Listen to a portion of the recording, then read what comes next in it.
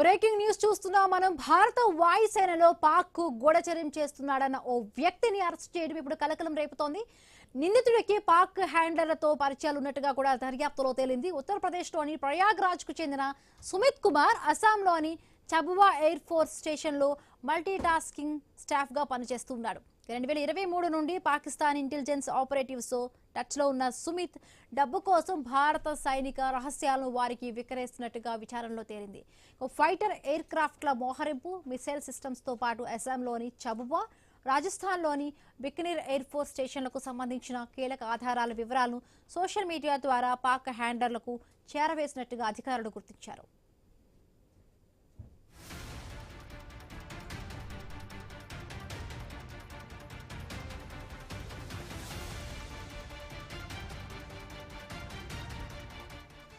భారత వాయుసేనలో పాక్ గూఢచర్యం చేస్తున్నాడన్న ఓ వ్యక్తిని అరెస్టు చేయడం ఇప్పుడు కలకలం రేపుతోంది. నిందితుడికి పాక్ హ్యాండ్లర్లతో పరిచయాలు ఉన్నట్టుగా దర్యాప్తులో తేలింది. ఉత్తరప్రదేశ్లోని ప్రయాగరాజ్ కు చెందిన సుమిత్ కుమార్ అస్సాంలోని చబ్వా ఎయిర్ ఫోర్స్ స్టేషన్లో మల్టీ టాస్కింగ్ స్టాఫ్ గా పనిచేస్తూ ఉన్నాడు. 2023 నుంచి పాకిస్తానీ ఇంటెలిజెన్స్ ఆపరేటివ్స్ తో టచ్ లో ఉన్న సుమిత్ డబ్బు కోసం భారత సైనిక రహస్యాలను వారికి విక్రయిస్తున్నట్టుగా విచారణలో తేలింది.